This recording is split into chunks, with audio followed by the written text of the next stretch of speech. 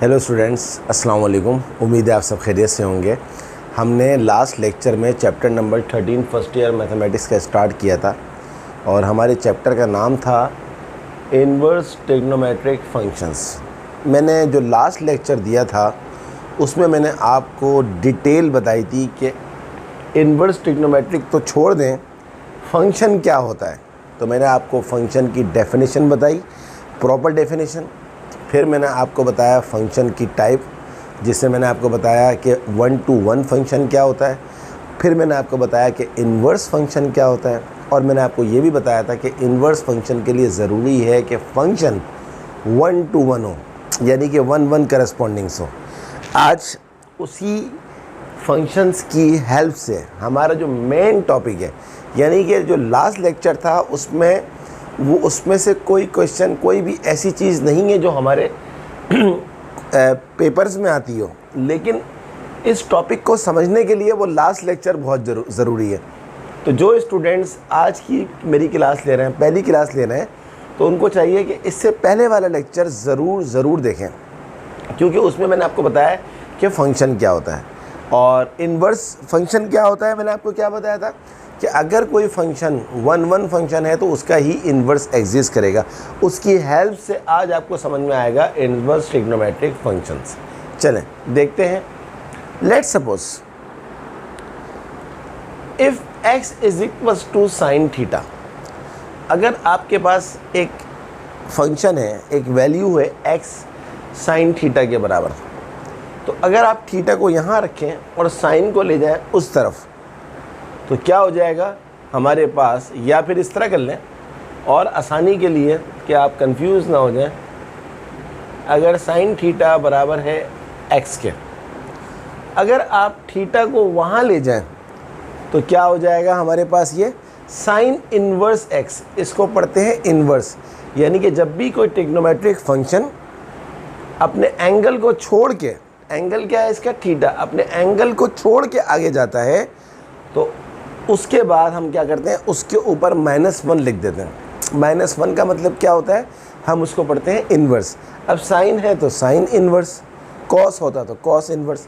तो if sine theta is equal to x, this implies that theta is equal to sine inverse x, then theta is called inverse sine और sine inverse और arc sine. अब इसको पढ़ने के 3 different ways हैं जो आपको सूट करें। जैसे इन्वर्स साइन बोल दें, बात एक ही है। साइन इन्वर्स बोलते हैं, जैसे मेरी ज़बान पर जो चढ़ा हुआ है, मैं जो यूज़ टू हूँ, मैं साइन इन्वर्स के लिए ज़्यादा यूज़ हूँ। और आर्क साइन बोलें, तीनों का मतलब यही है, theta is equal to sine की पावर -1x। तो थीटा क्या होगा, इज कॉल्ड इन्वर्स साइन और साइन इन्वर्स और आर्क साइन ऑफ x। आगे चलते हैं। We write theta is equal to sine inverse x, और x की जो आपके पास रेंज है वो दी हुई है -1 to 1। देखें, इसको इस तरह पढ़ेंगे, x is greater than equals to -1 और लेस देन इक्वल्स टू 1। अब इसका मतलब क्या है कि x जो है या तो बराबर होगा या x जो है वो बड़ा होगा -1 से, और x जो है या तो 1 से छोटा होगा या 1 के बराबर होगा। यानी कि मैक्सिमम जा सकता है 1 तक, मिनिमम जा सकता है -1 तक। क्या मतलब है इसका, देखें आप यहाँ पर साइन की कोई भी वैल्यू रखें, लाइक एक मैंने लिया साइन 90 डिग्री और एक मैंने लिया साइन -90 डिग्री। अगर आप साइन 90 डिग्री निकालेंगे तो आएगा 1, -90 डिग्री निकालेंगे तो आएगा -1। अब ये कह रहा है कि आप एंगल की कोई भी वैल्यू रखें, 90 रखें, 100 रखें, 200 रखें, 1000 रखें, -500 रखें, -10,000 रखें, आप थीटा की कोई भी वैल्यू रखें, आपकी जो रेंज होगी वो इससे बाहर नहीं जाएगी। आप साइन 90 डिग्री लिया, आप साइन 10,000 ले लें, आप साइन -10,000 ले लें, आपके पास जो आंसर आएगा वो या तो -1 होगा या 1 होगा या इसके बीच का कोई होगा। जैसे मिसाल के तौर पर अगर मैं लूँ साइन 30 डिग्री तो साइन 30 डिग्री क्या होगा 0.5। अगर मैं लूँ साइन 60 डिग्री तो वो क्या होगा 0.87। तो आप देख लीजिए इस रेंज से बाहर नहीं जाएगा। तो ये साइन की मैक्सिमम वैल्यू 1 और मिनिमम वैल्यू -1 होती है, ये आपको याद रखना है। 1 से बड़ा हो ही नहीं सकता, इम्पॉसिबल है, और माइनस से छोटा भी नहीं हो सकता, ये भी इम्पॉसिबल है। अपने टॉपिक पे आते हैं। इसी तरह जिस तरह हमने theta is equal to sine inverse x लिखा है, इसी तरह हम कॉस इनवर्स भी लिख सकते हैं, टेन इनवर्स भी लिख सकते हैं, कॉट इनवर्स भी लिख सकते हैं, सेक इनवर्स भी और कॉसेक इनवर्स भी। और क्या नाम हो सकता है इसका, क्या लिखा भाई, आर्क। इसको पढ़ सकते हैं आप arc cos, arc tan, arc cot, arc sec, arc cosec. मेरी ज़बान पे नहीं चढ़ा हुआ है आर्क, मैं इसको इन्वर्स पढ़ता हूँ, cos inverse, tan inverse, cot inverse, sec inverse, cos inverse, मतलब एक ही है, बात एक ही है। अब हम चलते हैं आगे, एग्जाम्पल देखते हैं। साइन 30 डिग्री, साइन 30 डिग्री अगर हम कैलकुलेटर में निकालें, कैलकुलेटर में हम लिखें साइन और 30 लिखें और इक्वल टू का बटन दबा दें, तो आंसर आ जाएगा 1/2। आप इसको चेक ज़रूर करिएगा। साइन 30 डिग्री जब हमने निकाला तो हमारा आंसर आ रहा है 1/2। इसका मतलब ये हुआ कि अगर मैं साइन को वहाँ ले जाऊँ तो क्या बन जाएगा, 30 degree is equal to sine inverse 1/2। जैसे जब आप थीटा को यहाँ रखा था, आप साइन को वहाँ लेके गए, तो ये क्या हो गया, साइन इनवर्स x। अब इसी तरह आपने 30 को यहाँ रखा, साइन को वहाँ ले गया, साइन इनवर्स 1/2। यानी कि हम कह सकते हैं कि साइन इनवर्स 1/2 किसके बराबर होता है, 30 डिग्री के, या हम कह सकते हैं कि साइन 30 किसके बराबर होता है, 1/2। बात एक ही है। तो ये आपको इन्वर्स सिखाना चाह रहा है कि इन्वर्स के लिए क्या करते हैं।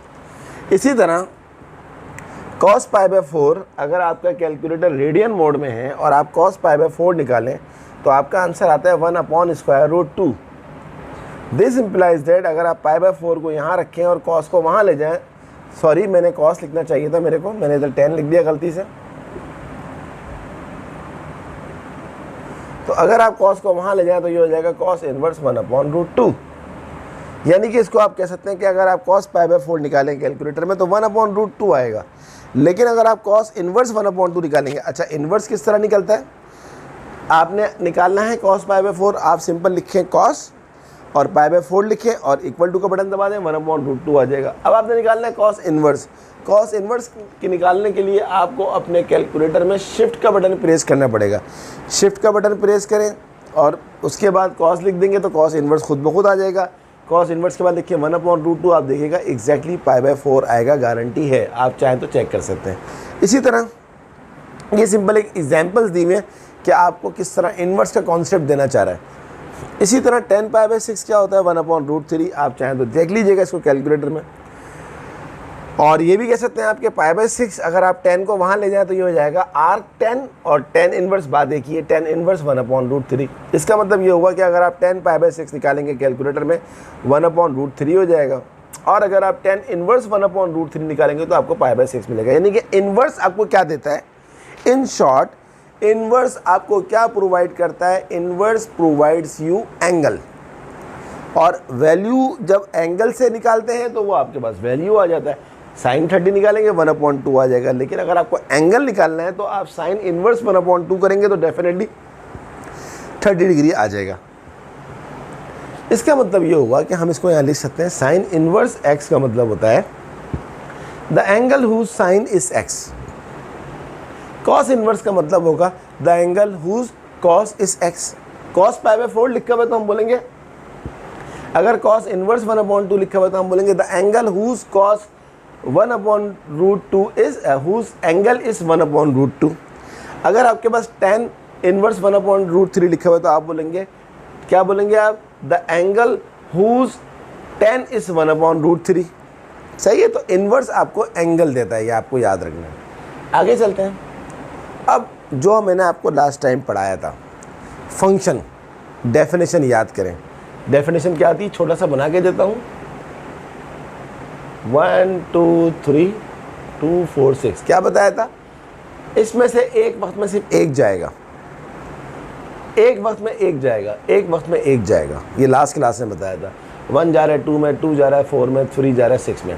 लेकिन ये भी हो सकता है कि 1 चला जाए 4 में, 2 चला जाए 4 में, 3 चला जाए 4 में। ये नहीं हो सकता कि ये 2 एट अ टाइम 2 पे जाए। अब इससे क्या फ़ायदा होगा ये देखें। Now we check whether sine inverse x, whether, अच्छा ये स्मॉल एस है, जहन में रखिएगा ये एस जो है वो स्मॉल है। Now whether we check whether sine inverse x is a function और नॉट। अब हमने ये प्रूव करना है कि साइन इनवर्स एक्स फंक्शन है या नहीं है। कैसे प्रूव करते हैं फंक्शन है या नहीं है? डोमेन की एक वैल्यू एट अ टाइम एक पे जाए। डोमेन किसको बोलते हैं याद करें? फर्स्ट सेट को। और रेंज क्या होती है? जहाँ पर आपके पास आ रहे होते हैं, उसकी इमेज आ रही होती है। तो डोमेन का हर मेंबर सिर्फ एक वक्त में एक पे ही जाएगा।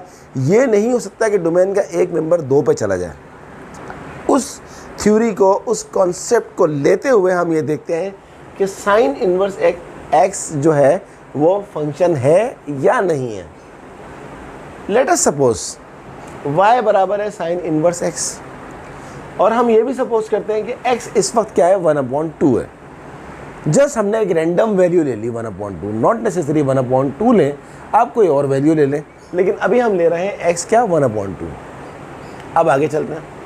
तो y is equal to sine inverse x क्या है आपके पास 1/2।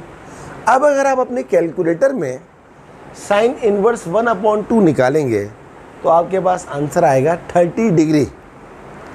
क्या आएगा? 30 डिग्री आएगा। यानी कि देखें यहाँ पर लिखा हुआ था sine 30 degree 1/2 implies that 30 degree is sine inverse 1/2। तो आपके पास साइन इनवर्स 1/2 क्या आ जाएगा? 30 डिग्री आ जाएगा। यानी कि अगर आप साइन 30 डिग्री निकालें तो क्या आंसर आना चाहिए? 1/2 आना चाहिए। आप चाहें तो चेक कर लें। लेकिन स्टूडेंट, ये जो साइन 30 डिग्री आप निकाल रहे हैं, साइन 30 डिग्री आप निकाल रहे हैं 1/2 आ रहा है। 30 डिग्री के अलावा भी बहुत सारे एंगल्स के ऊपर 1/2 आता है। आप साइन 30 डिग्री के अलावा अगर आप रखें साइन 150 डिग्री, 150 डिग्री पे भी 1/2 आता है। आप चेक कर लीजिए। साइन 390 रखें फिर 1/2 आ जाएगा। साइन 510 रखें फिर 1/2 आ जाएगा। साइन -210 रखें 1/2 आ जाएगा। आप चेक करिएगा, जो मैं कह रहा हूँ इसको अपने कैलकुलेटर से वेरीफाई करिएगा। साइन -330 डिग्री आ जाए फिर 1/2 आ जाएगा। साइन -570 डिग्री आ जाए फिर 1/2 आ जाएगा। Dash dash dash dash. तो हज़ारों लाखों वैल्यूज़ हैं एंगल की, जिसके ऊपर आपके पास सेम वैल्यू आ रही है। क्या आ रही है? 1/2। इन सब के ऊपर आप चेक कर सकते हैं। और ये तो मैंने खाली 1 2 3 4 5 6 7 वैल्यू लिखी हैं।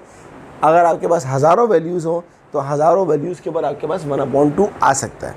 इसका मतलब ये हुआ, यहाँ हम लिखेंगे there are infinite possible there are infinite positive and negative angles whose sine is 1/2। ये कह रहा है हज़ारों लाखों करोड़ों एंगल हैं जिनके ऊपर आपकी वैल्यू क्या आ रही है? 1/2 आ रही है। These angles are called general values. इन एंगल्स को, ये जो एंगल्स आ रहे हैं, इनको हम कहते हैं क्या चीज़? General values. ये है असल काम की चीज़। इन वैल्यूज़ को क्या बोलते हैं? ये जनरल वैल्यूज़ हैं। और जनरल वैल्यूज़ के लिए किसी ट्रिग्नोमेट्रिक फंक्शन को किस तरह लिखते हैं? And denoted by small sine, S small होना चाहिए। ये जो एस होता है स्मॉल होना चाहिए। सही है, थोड़ा सा लिखेंगे एस इज स्मॉल।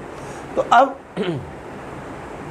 जब आपके पास एक वैल्यू के लिए हज़ारों एंगल आ रहे हैं तो उन एंगल्स को हम कहते हैं जनरल वैल्यूज़, और उनको डिनोट कर रहे हैं साइन इनवर्स 1/2। लेकिन ज़रूरी नहीं है सिर्फ साइन का हो, कॉस की भी हज़ारों लाखों वैल्यूज़ आ सकती हैं, टेन की भी हज़ारों लाखों वैल्यूज़ आ सकती हैं, कॉसेक की भी आ सकती हैं, कॉट की भी आ सकती हैं, और सेक की भी आ सकती हैं। हमने सिर्फ एक साइन की एग्जांपल लेके अपने काम को रिस्ट्रिक्ट कर दिया। तो अब जनाब आपके पास, अब आप देख लें, आपके पास इतने सारे एंगल्स के लिए एक वैल्यू आ रही है। तो इसका मतलब क्या हुआ? It is clear that sine inverse x is a relation but not a function. क्योंकि फंक्शन के लिए क्या होता है, डोमेन का हर एलिमेंट एक वक्त में किस पे जाता है, एक ही पे जाता है। ये नहीं हो सकता कि डोमेन का एक एलिमेंट दो पे चला जाए, ये नामुमकिन है। तो इसलिए आपके पास देखें ना, आप क्या करते हैं, अगर मैं आपसे कहूँ कि आप साइन थीटा का ग्राफ बनाएं, तो आपके पास साइन थीटा का ग्राफ क्या है। जैसे मैं आपसे बोलूँ भाई sine y is equals to sine 30 degree का ग्राफ बनाएं, तो आप ग्राफ बनाने के लिए क्या करते हैं, यहाँ पर लेते हैं x, यहाँ लेते हैं y, यहाँ आता है थीटा, यहाँ आता है साइन थीटा। अब आप वैल्यूज़ पुट करते जाते हैं और आंसर आता जाता है, वैल्यूज़ पुट करते जाते हैं, आंसर आता जाता है। तो इसका मतलब ये हुआ कि आपके पास एक वैल्यू पे एक ही आनी चाहिए, लेकिन आप देखें एक वैल्यू के ऊपर एंगल्स डिफरेंट है, मगर सबके ऊपर एक ही वैल्यू आ रही है, जो कि फंक्शन की डेफिनेशन ही नहीं है। आपको एक यूनिक वैल्यू चाहिए होती है यूनिक एलिमेंट के लिए। आप लास्ट लेक्चर देखेंगे, आपको ज़्यादा समझ में आएगा। तो अब यहाँ लिखा हुआ है it is clear that sine inverse x is a relation. ये रिलेशन तो है बट फंक्शन नहीं है। फंक्शन क्यों नहीं है, क्योंकि बहुत सारी वैल्यूज़ आ रही हैं। देखें ना, अगर मैं इसको इस तरह बनाऊँ, कि आपके पास 30 डिग्री पे क्या आ रहा है, 1/2 आ रहा है। मैंने आपको क्या बताया था, अगर आप इसको इस तरह देखें, दोबारा एक दफ़ा देखते हैं, अगर ये 1 2 3 हो और ये 2 4 6 हो, अगर मैं बोलूँ कि भाई ये 1 2 पे जा रहा है, 2 4 पे जा रहा है, 2 6 पे जा रहा है, 3 4 पे जा रहा है, 1 का रिलेशन बिल्कुल सही है, 3 का रिलेशन बिल्कुल सही है, बट 2 किस पे जा रहा है, 4 पे और 6 पे। इसका मतलब क्या है कि ये फंक्शन नहीं है। क्यों? क्योंकि ये एक वैल्यू 2 पे जा रही है। इसी तरह अब आप देखें ना, ये एक वैल्यू 1/2 थी, ये एक वैल्यू किस पे जा रही है, 30 पे भी जा रही है, 150 पे भी जा रही है, 190 पे भी जा रही है, 510 पे भी जा रही है, -210 पे भी जा रही है, क्योंकि सबका आंसर एक ही आ रहा है। तो इसलिए ये फंक्शन नहीं है। ये चीज़ बहुत ज़्यादा क्लियर करने की ज़रूरत थी, इसीलिए मैंने आपको ये बार बार सिखाया है। तो अब ये फंक्शन नहीं है, ये रिलेशन है। आपको समझ में आ गई बात। अब हम ऐसा क्या काम करें कि ये फंक्शन बन जाए। अब हम ऐसा क्या काम करें कि ये फंक्शन बन जाए, उसके लिए देखें, from the above infinite angles, ये हज़ारों लाखों करोड़ों एंगल हैं, डैश डैश डैश जा रहे हैं, बहुत सारे एंगल्स हैं जिसके ऊपर आपको एक ही वैल्यू मिल रही है। From the above infinite angles the one which lies between -90 and 90 degree including both is called principal value. कह रहे अगर आप इसमें से रेंज ले लो, फॉर एग्जांपल थीटा की रेंज ले लो -90 से लेकर 90 तक, यानी कि ये जो लिखा हुआ है ना 30, 150, 390, 510, -210, ये जो हज़ारों लाखों एंगल हैं, इसमें से सिर्फ आप एक रेंज बना लो -90 से लेकर +90 तक। अच्छा, ये जहन में रखना, हम सिर्फ साइन की बात कर रहे हैं। कॉस की डोमेन रेंज अलग हो जाएगी, टेन की अलग हो जाएगी, कॉट की अलग हो जाएगी। हम सिर्फ आपको साइन समझा रहे हैं ताकि आपका सारा कॉन्सेप्ट क्लियर हो जाए। अब हमने ये सारे एंगल्स को हटा के हमने सिर्फ ये ले लिया। ये क्यों लिया, अभी थोड़ी देर के बाद बताता हूँ। और ऐसी सूरत में जब आप ये लेंगे, जब आप इन दो वैल्यूज़ को लेंगे, तो ये कहलाएंगी the including both is called principal value. इसको हम कहते हैं प्रिंसिपल वैल्यू। क्यों कह रहे हैं प्रिंसिपल वैल्यू? यहाँ पर तो ये फंक्शन ही नहीं है, ये सारी की सारी क्या है, जनरल वैल्यूज़ हैं। फंक्शन के लिए क्या किया मैंने, इसको रिस्ट्रिक्ट कर दिया। देखें, थीटा है -90 से लेकर +90 तक। अब इसमें हम देखते हैं कौन कौन सी वैल्यू के ऊपर 1/2 मिल रहा है। एक तो हमें 30 डिग्री पे मिलेगा, चेक कर लें। अगर आप 30 डिग्री रखें तो आपको क्या मिलेगा, 1/2 मिलेगा। 30 डिग्री के अलावा आप कोई भी एंगल उठा लें इसमें से, आपको उस पर 1/2 नहीं मिलेगा। कंफर्म बात है, आपको 1/2 नहीं मिलेगा। तो एक ही वैल्यू आ रही है इस रेंज के अंदर जिस पे आपको क्या मिल रहा है, 1/2। क्या इसके अलावा कोई और वैल्यू है? नहीं। तो ऐसी सूरत में एक एंगल के ऊपर एक ही वैल्यू मिल रही है, तो इसका मतलब, या ये कह सकते हैं कि एक वैल्यू जो मिल रही है हमें उसमें एक ही एंगल यूज़ हो रहा है, तो इसलिए अब ये बन जाएगा फंक्शन। क्या बन जाएगा? ये फंक्शन। और जब ये फंक्शन बन जाएगा तो ऐसी सूरत में हम इस वैल्यू को -90 और 90 को क्या बोलेंगे? प्रिंसिपल वैल्यू बोलेंगे। देखिए दोबारा पढ़ता हूँ। It is clear that sine inverse x is a relation but not a function. From the above infinite angles, the one which lies between -90 degree and 90 degree, including both, is called principal value। और आप देख लीजिए, अगर आप इसको restrict कर दें सिर्फ -90 डिग्री और 90 डिग्री के दरमियान में, तो ऐसी सूरत में ये क्या बन जाएगा? ये फंक्शन बन जाएगा। और ऐसी सूरत में इस वैल्यू को हम बोलेंगे प्रिंसिपल वैल्यू। ये वैल्यूज़ क्या कहलाती हैं? General value. तो इस पर भी हम अंडरलाइन कर देते हैं। And denoted by sine inverse 1/2। अब आप बोलेंगे यहाँ पर साइन इनवर्स 1/2 को आप जनरल वैल्यू कह रहे हैं, यहाँ पर साइन इनवर्स 1/2 को आप प्रिंसिपल वैल्यू कह रहे हैं। छोटा सा डिफरेंस है डिनोट करने का। यहाँ पर एस स्मॉल है जनरल के लिए और यहाँ पर एस कैपिटल है प्रिंसिपल के लिए। बस आपको ये याद रखना है कि अगर स्मॉल साइन इनवर्स 1/2 लिखा हुआ है इसका मतलब है वो जनरल वैल्यू के लिए, और अगर कैपिटल में साइन इनवर्स 1/2 लिखा हुआ है तो वो प्रिंसिपल के लिए। और इसको इस तरह भी कर सकते हैं, इन्वर्स ना बोले आर साइन 1/2 बोले। बात देखिए, सिंस साइन इन्वर्स और arc sine relates each x with one and only one angle, एक एंगल के ऊपर एक ही वैल्यू मिल रही है, देयरफॉर साइन इन्वर्स एक्स और arc sine x is a function and called inverse sine function. अब ये प्रूफ हो गया कि ये फंक्शन है, क्योंकि इन्वर्स है तो हम कह देते हैं इसको इन्वर्स साइन फंक्शन। इसी तरह हम चाहें तो कॉस के बारे में भी पूरी सेटिंग बना सकते हैं, इसी तरह हम चाहें तो टेन के बारे में भी पूरी सेटिंग बना सकते हैं। तो अब आपके पास दो चीज़ें आ गई, एक जनरल वैल्यूज़ आ गया और एक प्रिंसिपल वैल्यू आ गया। जनरल वैल्यू की निशानी क्या है कि वो जो ट्रिग्नोमेट्रिक फंक्शन होगा उस वक्त वो फंक्शन नहीं होता, क्योंकि एक पे बहुत सारे एंगल्स मिल रहे होते हैं या बहुत सारे एंगल पे एक वैल्यू आ रही होती है। इसी तरह प्रिंसिपल के लिए क्या होगा, आपको रिस्ट्रिक्शन लगानी पड़ेगी और हर ट्रिग्नोमेट्रिक फंक्शन की एक अलग रिस्ट्रिक्शन होती है। मैं आपको लिख के दिखाता हूँ। आई होप कि आपको ये डिस्कशन समझ में आई होगी और आपको बहुत मज़ा आया होगा। अभी तक हमने क्वेश्चन स्टार्ट नहीं किए, ये थ्योरी बहुत ज़रूरी थी पढ़ने।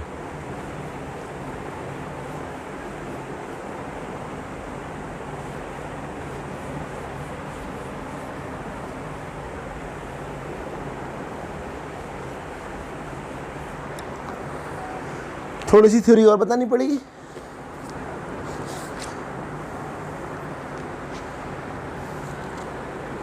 ये देखें, फंक्शन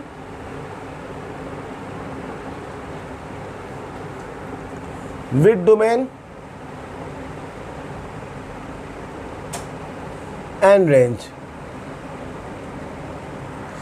अभी आपने क्या देखा था, फंक्शन क्या है, y is equal to sine inverse x, और मैंने आपको बताया था कि इसकी डोमेन क्या होती है, -1 कम से कम और +1 ज़्यादा से ज़्यादा। इसके अलावा -1 से छोटी नहीं आ सकता आंसर और +1 से बड़ा आंसर नहीं आ सकता।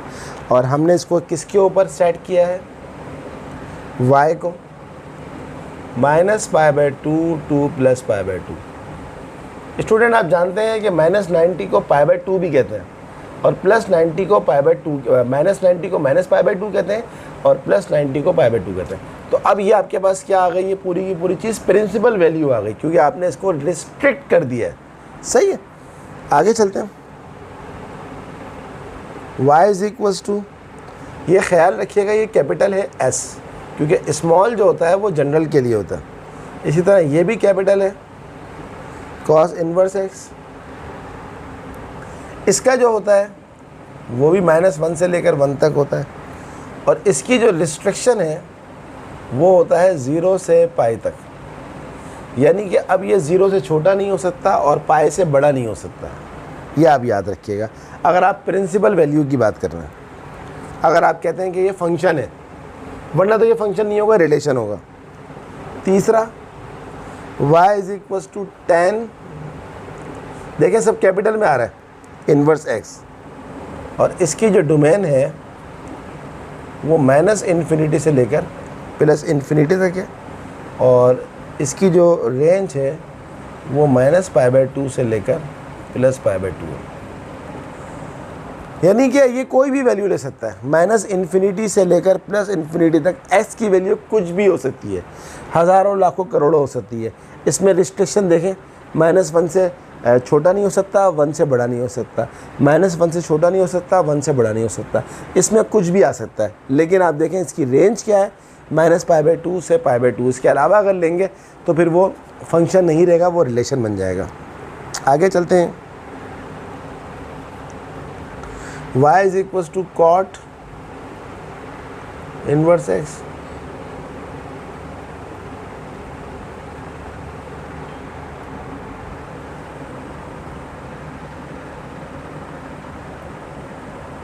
अच्छा, ये इक्वल टू नहीं है।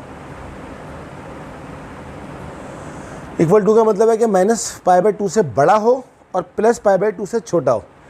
और कॉट इनवर्स x देखिए आप, ये भी कैपिटल में है क्योंकि फंक्शन लिखा हुआ है। इसकी भी आपके पास डोमेन -इन्फिनिटी से +इन्फिनिटी होती है, और इसकी जो रेंज होती है वो 0 से लेकर π तक होती है। नेक्स्ट, सेक इनवर्स x, इसकी क्या होती है?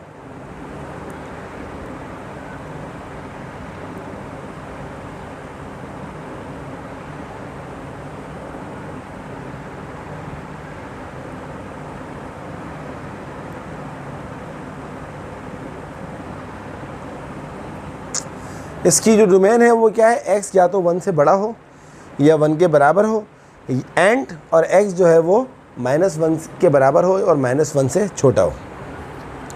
अब वो जैसे जैसे सवाल आएंगे मैं आपको डिटेल बताता रहूँगा। y = cosec इनवर्स x जो है वो 1 से बड़ा हो और x जो है वो -1 के बराबर हो या छोटा हो, और y की जो रेंज है इसकी वो है -π/2 to +π/2। इक्वल टू का साइन भी है। ये भी आपको आना चाहिए। कल को ऐसा ना हो कि जब आप यूनिवर्सिटी लेवल पे जाएं तो आपके जहन में ही ना हो, आप जब बच्चा कहता है ना यूनिवर्सिटी में जाके कि हमें हमारे टीचर ने नहीं पढ़ाया चैप्टर नंबर 13, तो इसलिए हमें इसका कॉन्सेप्ट नहीं है। तो स्टूडेंट, इसमें आपका भी तो कसूर है ना। आपने अपने टीचर से क्यों नहीं बोला उस वक्त कि सर आप हमें चैप्टर नंबर 13 क्यों नहीं करा रहे? आपकी तो खुद ये ख्वाहिश होती है स्टूडेंट्स के कम से कम काम करवाया जाए आपको, लेकिन फिर आगे जाके आपको ये लॉस होता है। छोटी सी चीज़ है, सिर्फ आपको साइन की मैंने डिटेल बता दी और ये बता दिया कि क्या रिस्ट्रिक्शन है क्या है, और बाकी की डिटेल करने की ज़रूरत नहीं है क्योंकि उसमें हमारा इतना काम नहीं है। लेकिन आपको एटलीस्ट पता तो हो गया कि डोमेन क्या होती है और रेंज क्या होती है। चलें, अब हम करते हैं कुछ एग्जाम्पल्स, उसके बाद हम जाएंगे एक्सरसाइज 13.1 के ऊपर। आज हमारी ये थ्योरी कंप्लीट हो गई है, लेकिन थ्योरी करनी बहुत ज़रूरी थी। अब आपने क्या सीखा, स्मॉल में अगर लिखा हुआ होगा इन्वर्स तो वो होगा जनरल वैल्यू, और अगर कैपिटल में लिखा हुआ होगा तो वो होगा प्रिंसिपल वैल्यू। चलें, एग्जाम्पल नंबर 1।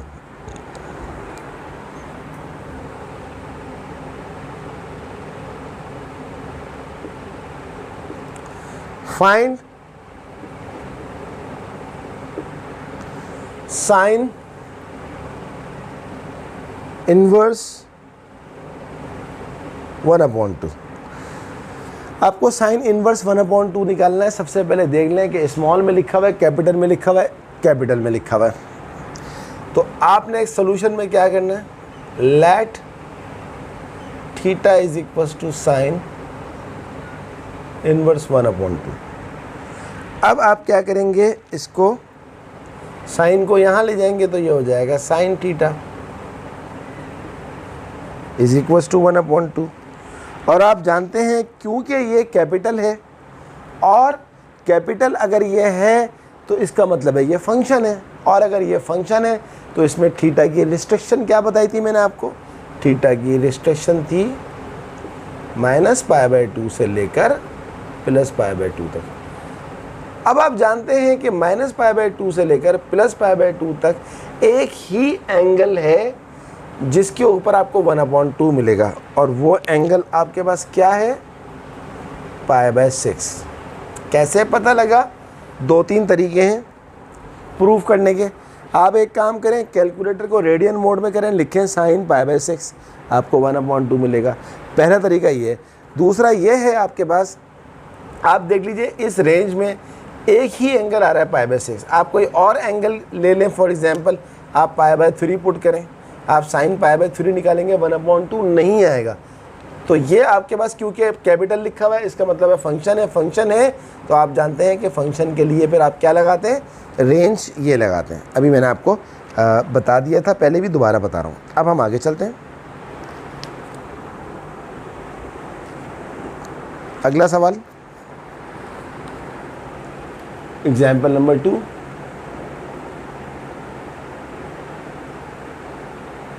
क्या है एग्जाम्पल नंबर 2?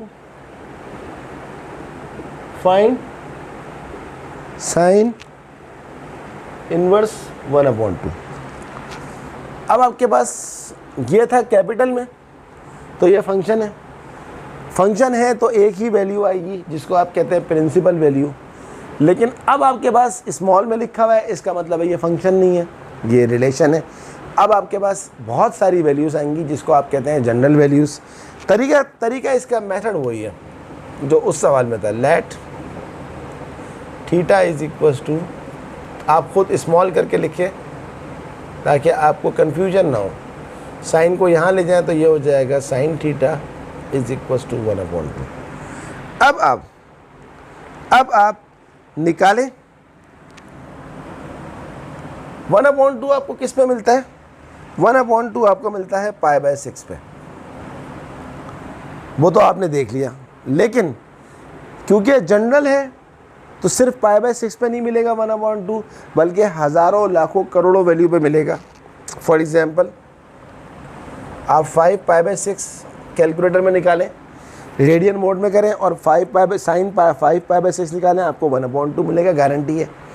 इसके अलावा और भी बहुत सारी वैल्यूज़ में निकल सकता है, dash dash dash dash dash dash dash dash. लेकिन हमें जनरल वैल्यू निकालते हुए सिर्फ पहली 2 वैल्यू निकालनी होती हैं, ये याद रखिएगा। जनरल का जो आंसर होता है उसमें पहली तो एक वैल्यू खुद ब खुद आ जाती है जो प्रिंसिपल वैल्यू हो जाती है, आप साइन इनवर्स 1/2 निकालें। और दूसरी वैल्यू कब आती है, आप अगला जो आंसर है उसी के ऊपर अगर आपको 1/2 मिल रहा है तो आपका आंसर आ जाएगा। तो ये आ गया 5π/6। और वैसे भी चले मैं आपको सिखा देता हूँ। आप जानते हैं साइन की जो वैल्यू है ये क्या है, पॉजिटिव है। और साइन पॉजिटिव कहाँ कहाँ होता है, फर्स्ट क्वाड्रेंट में और सेकंड क्वाड्रेंट के अंदर। तो फर्स्ट में अगर आपने निकाला तो π/6 हो गया, सेकंड में अगर आपने निकाला तो किस तरह निकालेंगे, सेकंड की कोऑर्डिनेट की वैल्यू क्या होती है, पाई होती है। तो ये हो जाएगा π - π/6 यानी कि 5π/6। यानी कि अगर आप साइन 5π/6 निकालेंगे तब भी 1/2 आ जाएगा। तो जनरल वैल्यू निकालते हुए आपको सिर्फ 2 वैल्यूज़ निकालनी चाहिए। उसके बाद आप क्या करेंगे, अब हम बात करेंगे साइन। अब क्योंकि हज़ारों लाखों करोड़ों वैल्यू हैं, हम जानते हैं period of sine is 2π। Period क्या बताया था, याद करें चैप्टर नंबर 11, यानी कि वो इंटरवल जिसके बाद वो अपने आप को रिपीट करे। तो अब आप इसका आंसर कैसे लिखेंगे, जनरल सॉल्यूशन क्या होगा इसका, जनरल सॉल्यूशन क्या होगा, पहली वैल्यू लिखें π/6 प्लस कर दें इसके अंदर इसका पीरियड 2nπ। 2nπ क्यों रखा, सिर्फ 2π पे थोड़ी आएगा आंसर इसका। साइन अपने आप को 2π पे भी रिपीट करता है, 3π पे भी रिपीट करता है, 4π पे भी रिपीट करता है, 1000π पे भी रिपीट करता है। तो 2nπ हमेशा 2nπ डालेंगे, ब्रैकेट लगा दीजिए और यूनियन। दूसरा आंसर आपके पास क्या आया था, 5π/6 और इसके साथ फिर आप ऐड कर दें क्या, 2nπ। बात समझ में आई। तो आपके पास ये आ गया इसका जनरल सॉल्यूशन। जब प्रिंसिपल निकालते हैं तो वो एक वैल्यू पे आन के ख़त्म हो जाता है, जनरल निकालते हैं तो वो इतनी वैल्यूज़ पे आन के ख़त्म होता है। थोड़ा सा ट्रिकी टॉपिक है, बट आप बार बार करेंगे तो इंशाल्लाह आपको हो जाएगा, समझ में आ जाएगा। कोई ऐसा इशू नहीं है, बट आपको मेहनत करनी है, लेक्चर को बार बार देखेंगे तो क्लियर हो जाएगी बात। मैंने आपको बताया ना, कॉलेज में नहीं करवाया जाता ये वाला चैप्टर, कोचिंग सेंटर्स में नहीं करवाया जाता, और अगर टीचर करवाना भी चाहे तो बच्चे नहीं करते। बच्चों का भी तो कसूर है ना बेटा, सिर्फ टीचर्स का कसूर नहीं होता, बच्चों का भी होता है। बट आप इस तरह की चीज़ें पढ़ेंगे तो आपको मज़ा बहुत आएगा। चलें अब हम अगली एग्जाम्पल करते हैं, एग्जाम्पल नंबर 3। ये सारी एग्जाम्पल्स मैं आपको बुक की करवा रहा हूँ। एग्जाम्पल नंबर 3, इवेल्युएट, क्या है सवाल? Evaluate the value of arc sine 3/5 plus arc sine 4/5, where -π/2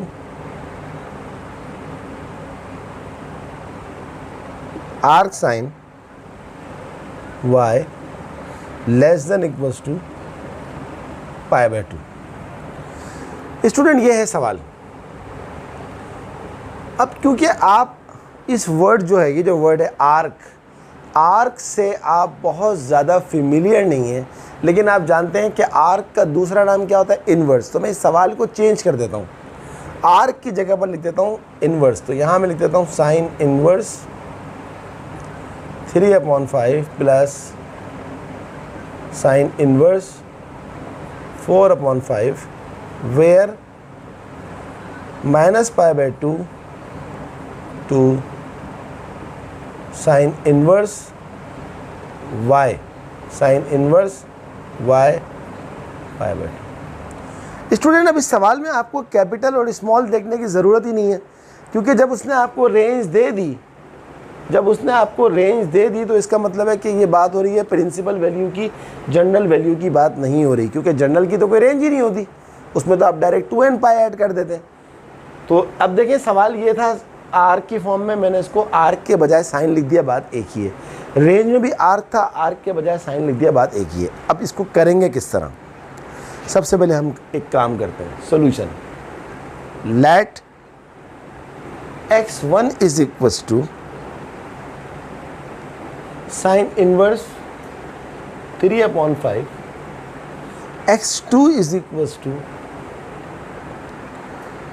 sign inverse 4/5। यानी कि आपने इस पूरे का नाम x1 रख दिया, इस पूरे का नाम x2 रख दिया। आगे चलते हैं।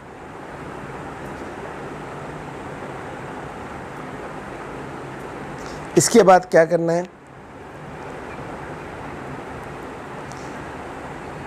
वेट करें,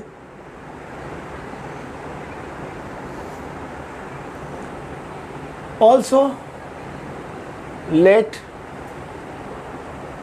x is equals to x1 plus x2। यानी कि आपके पास, बल्कि चलें एक मिनट, अब आपके पास ये पूरा का पूरा सवाल क्या बन गया? ये पूरी की पूरी चीज़ क्या लेट करी है आपने? x1। ये पूरी की पूरी चीज़ क्या लेट करी है आपने? x2। x1 प्लस x2 आ गया। अब इस पूरे को आप लेट कर लें, let x is equals to x1 plus x2। सही है, ये आपके पास आ गया। अब आप सवाल की तरफ दोबारा आ जाएं। अगर आप दोनों तरफ साइन लगा दें, यहाँ अगर आप लगा दें साइन x और यहाँ अगर आप लगा दें साइन, इधर भी साइन लगा दिया, इधर भी साइन लगा दिया। अब इसके बाद याद करें आप चैप्टर नंबर 10, अगर मैं इसको अल्फ़ा कह दूं और इसको मैं बीटा कह दूं, तो साइन अल्फ़ा प्लस बीटा का फॉर्मूला क्या होता है? Sine alpha into cos beta, यहाँ पर बीटा क्या है?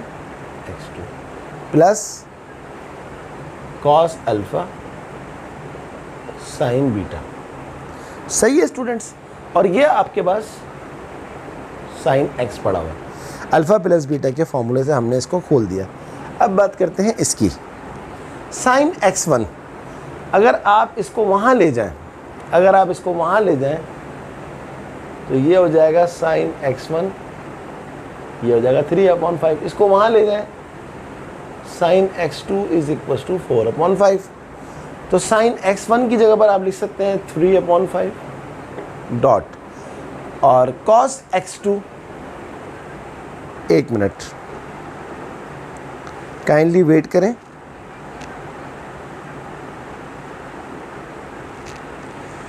साइन x1 आ गया 3/5 कॉस x2।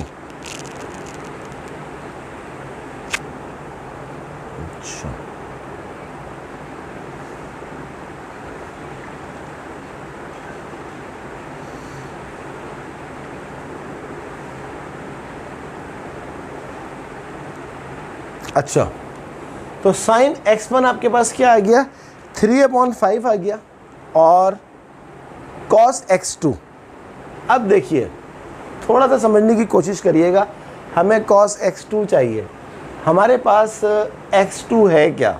हमारे पास x2 है साइन इनवर्स 4/5, यानी कि हम कह सकते हैं कि साइन x2 हमारे पास है, गौर से देखें, 4/5 है। अब हमें साइन x2 की मदद से हमें क्या निकालना है, कॉस x2 निकालना है। तो कैसे करेंगे? सबसे पहले आप दोनों का स्क्वायर कर दें, तो ये हो जाएगा साइन स्क्वायर x2, इसका भी स्क्वायर कर दें 16/25। दोनों को माइनस, दोनों में से 1 माइनस कर दें, sine square x2 is equal to 1 minus 16/25। 1 minus sine square x2 क्या होता है, कॉस स्क्वायर x2। 25 1 से 25 माइनस 16 कितना होता है, 9/25। और कॉस x2 स्क्वायर हटाएं, उस साइड पे रूट लग जाएगा, 9/25। 9 का रूट क्या होता है, 3, और 25 का रूट क्या होता है, 5। तो साइन x1 आ गया 3/5, कॉस x2 आपने निकाला, वो क्या है, 3/5। अब बात करते हैं कॉस x1 की। तो आप देख लीजिए स्टूडेंट, अब आपके पास इस पूरे को मिटा दीजिए। आपके पास साइन x1 कितना है, 3/5 है। इस पे आप दोनों को स्क्वायर लगा दें, 9/25 हो जाएगा। दोनों में से 1 माइनस कर दें, 1 माइनस 9/25, ये हो जाएगा कॉस स्क्वायर x1, ये हो जाएगा 16/25। Cos x1 is equal to, square हटेगा, वहाँ रूट लगेगा। 16 का रूट क्या होता है 4, 25 का रूट क्या होता है 5। तो यहाँ पर आपके पास कॉस x1 कितना आ गया, 4/5 multiply by sine x2। Sign x2 तो आपके पास मौजूद है 4/5। सो 3 3 ज़ा 9, 5 5 ज़ा 25, प्लस 4 4 ज़ा 16, 5 5 ज़ा 25। 16 प्लस 9 को अगर आप ऐड करेंगे तो 16 प्लस 9 क्या हो जाएगा, 25 अपॉन में लिखा हुआ है 25। ये आपके पास आंसर आ गया 1। यानी कि आपके पास साइन x जो आया वो कितना आया, 1 आया। आपका सवाल क्या था? आपका सवाल था evaluate arc sine 3/5 plus arc sine 4/5। अब आप क्या करेंगे, अब आप x को यहाँ रखें, साइन को वहाँ ले जाएं, साइन इनवर्स 1, और साइन इनवर्स 1 जो होता है वो होता है π/2 का, क्योंकि रिस्ट्रिक्शन है, एक ही वैल्यू है इस रेंज के अंदर जिसका आंसर क्या आ रहा है, 1 आ रहा है, इसके अलावा कोई और नहीं है। हैंस इस पूरे सवाल का जो हमारा आंसर आया है वो आया है π/2। I hope you understand. इसमें काफ़ी सारी चीज़ें आपको सीखने को मिली। चलें अब हम करते हैं नेक्स्ट क्वेश्चन। एक और सवाल, एक और एग्जाम्पल, छोटी सी एग्जाम्पल है, ये थोड़ी बड़ी एग्जाम्पल थी।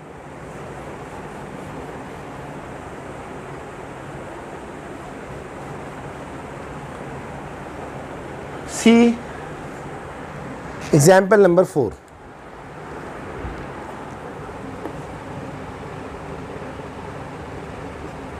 verify that arc sin theta plus arc cos theta बराबर किसके है, पाई अपॉन 2 के। तो आपकी आसानी के लिए, आपको समझाने के लिए आर्क के बजाय लिखता हूँ sine inverse theta plus cos inverse theta बराबर है पाई बाय 2। आर्क से आप घबरा जाते हैं। अब एक काम करें, लेट y1 आप ले लीजिए साइन इनवर्स थीटा, y2 आप ले लीजिए कॉस इनवर्स थीटा, और y आपके पास क्या होता है, y1 प्लस y2। अब आप क्या करेंगे, दोनों तरफ साइन ले लें। क्या ले लें, दोनों तरफ साइन ले लें। तो ये हो जाएगा आपके पास sine y is equals to sine of y1 plus y2। फिर आपको लगाना पड़ेगा एक दफ़ा अल्फ़ा प्लस बीटा का फॉर्मूला। क्या हो जाएगा, sine y1 cos y2 plus cos y1 sine y2। Sine y1 आपके पास क्या है, यहाँ से देखिए, साइन को वहाँ ले जाएं, बल्कि पहले लिख दीजिए साइन y1 आपके पास क्या है, एक मिनट, सही,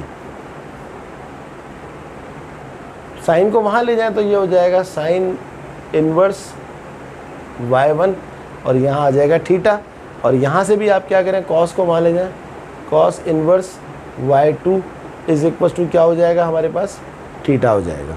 गौर से देख लीजिए अब। तो साइन y1, साइन को जब वहाँ लेके जाएंगे तो ये माइनस ख़त्म हो जाएगा, सॉरी इनवर्स ख़त्म हो जाएगा, साइन y1 हो जाएगा थीटा और कॉस y2 हो जाएगा थीटा। अब आपके पास साइन y1 आपके पास क्या है, देख लीजिए, साइन y1 आपके पास बराबर है थीटा के, कॉस y2 वही बात उसी तरीके से जैसे मैंने अभी उसके ज़रिए, कॉस y2 आपके पास क्या है, थीटा है, प्लस कॉस y1 वही बात आप साइन y1 की मदद से निकालेंगे। तो साइन y1 आपके पास क्या है, थीटा है, आपको इसकी मदद से कॉस y1 निकालना है, दोनों तरफ स्क्वायर कर लें, ये हो जाएगा sine square y1 is equals to theta square, 1 minus कर दें, 1 minus sine square y1 is equals to 1 minus theta square, ये हो जाएगा cos square y1 is equals to 1 minus theta square, और यहाँ से आपके पास आ जाएगा कॉस y1 स्क्वायर हटेगा तो उस साइड पे क्या लग जाएगा, रूट लग जाएगा। तो इस पूरे की जो वैल्यू आएगी वो आ जाएगी 1 माइनस थीटा स्क्वायर का रूट। इसी मेथड से जब आप इसको भी निकालेंगे, साइन y2 भी निकालेंगे, तो तब भी आपके पास क्या आ जाएगा, यही चीज़ आ जाएगी 1 माइनस थीटा स्क्वायर। थोड़ा बहुत काम आप भी करें। यहाँ से अब हम इसको मल्टीप्लाई कर देते हैं, थीटा इंटू थीटा हमारे पास थीटा स्क्वायर हो जाएगा। दो रूट्स अगर 100% सेम हो तो दोनों के रूट्स ख़त्म हो जाते हैं, ये हो जाएगा 1 माइनस थीटा स्क्वायर, दोनों के रूट्स ख़त्म हो गए, और is equals to theta square plus 1 minus theta square से थीटा स्क्वायर कट गया, 1 आ गया, ये हमारे पास साइन y था। तो अब हमारे पास क्या आ जाएगा, y is equals to sine inverse 1, और साइन इनवर्स 1 अगर आप निकालेंगे तो आपके पास पाई बाय 2 आएगा। अब इसने यहाँ पर मेंशन नहीं किया था कि आपको जो है वो जनरल वैल्यू निकालनी है या आपको जो है प्रिंसिपल वैल्यू निकालनी है, तो हमने लिख दिया पाई बाय 2। अब हम लिख देते हैं यहाँ पर यूजिंग प्रिंसिपल वैल्यू,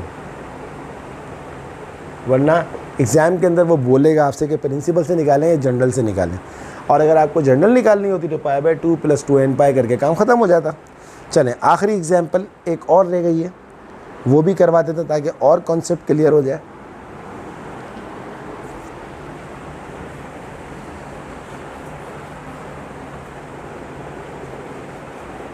काफ़ी बड़ा लेक्चर हो गया आज का, क्योंकि मैं चाह रहा था कि अगली क्लास से फिर एक्सरसाइज शुरू करवाएं। ये तो बहुत ही छोटा सा सवाल है।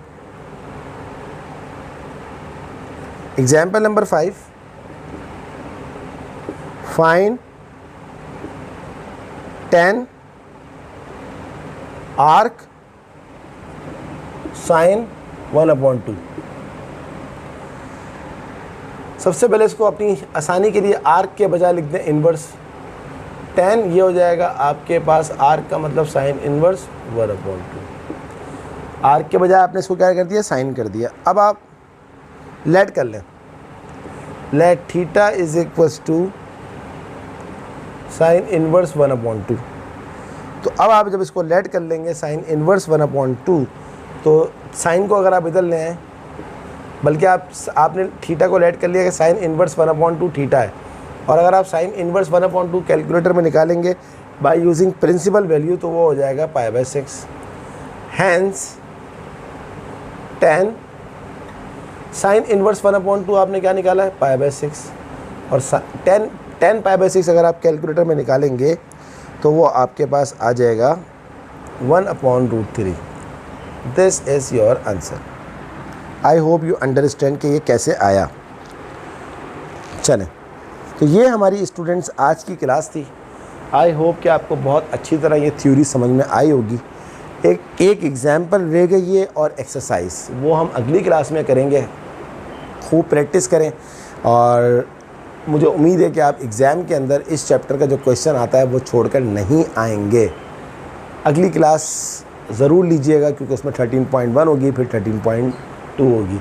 और स्टूडेंट, एक रिक्वेस्ट है कि अगर आपने अभी तक मेरे चैनल को सब्सक्राइब नहीं किया है तो काइंडली इसको ज़रूर सब्सक्राइब कर लें, और बेल आइकन को ज़रूर प्रेस करें कि जैसे ही मेरा लेक्चर अपलोड हो तो आपको जो है उसका नोटिफिकेशन वक्त पे मिल जाए।